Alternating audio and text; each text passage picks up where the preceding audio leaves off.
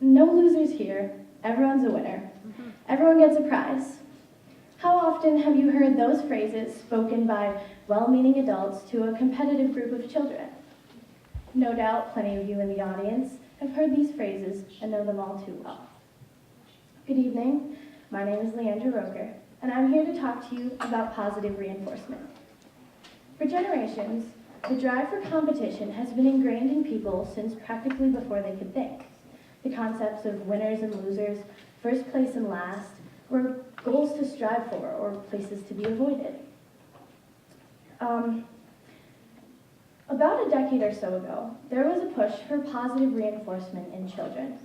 It stressed tolerance and equality, with no kids left behind and everyone on the same level.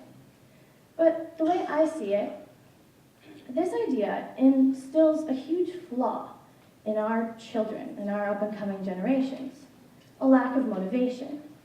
Now, that might not make much sense, right? I mean, after all, what's wrong with showing people that it's okay if you're not as good as everyone else and that everyone's equal?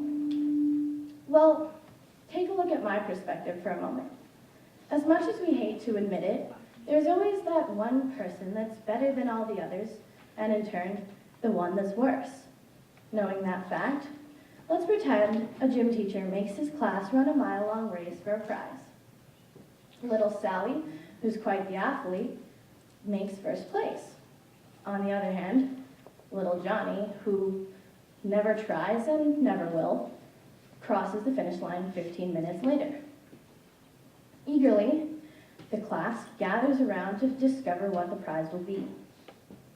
Little Sally gets ready to receive her reward. Suddenly, the gym teacher produces a bag of candy and proceeds to distribute it to the entire class. Now, where does that put Sally?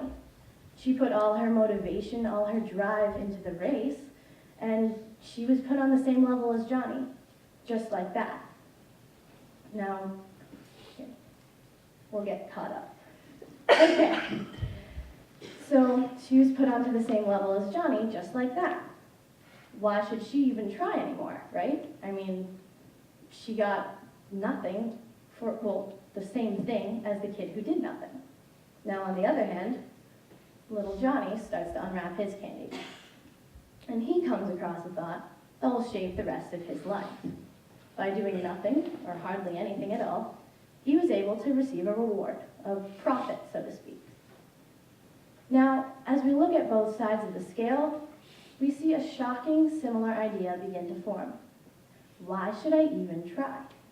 Doesn't matter if you get first place, right? Because you'll still get the same award as the kid who got nothing. And it doesn't matter if you don't try, because you'll still get the same thing as the kid who gets first place. What's the point? Now, this lack of motivation is going to affect our future generations, who will want to further our intelligence, who will want to advance our technology. What will happen to the people like fearless Felix Baumgartner, a man who jumped out of a perfectly good aircraft in outer space and set a record-breaking skydive that changed history?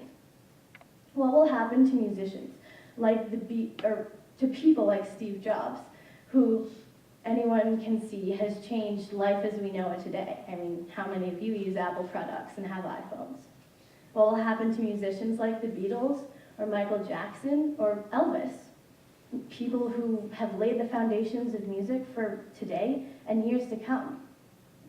What will happen to our leaders like George Bush or Franklin D. Roosevelt or Martin Luther King, who in times of national crisis carry the torch and set precedents and pathways that our nation still follows today? Yes, positive reinforcement is good, and it's sometimes even meaningful. But it doesn't help when you just give it out without a second thought for the sake of equality or to keep everyone happy. It takes away our drive and our motivation, and it doesn't give people anything to push for anymore. If you look around you, the people who are most successful in life are often the ones who have had broken families or who've overcome hardships beyond belief. It's those experiences that have shaped them and molded them to become who they are today. Please, we, as the caretakers of our future, we have a responsibility to our children to help the Einsteins, the Bill Gates, the Mother Teresas. We have a responsibility to these children to build them up, not break down their foundations. We have a responsibility to encourage the little Johnnies to push themselves a little harder and to tell the little Sallys that they did a great job. So the next time you're about to say, oh, everyone's a winner, no one lost, think twice. Because as harsh as that sounds, sometimes it does change them for the better. Believe me, I was a kid once too. Thank you.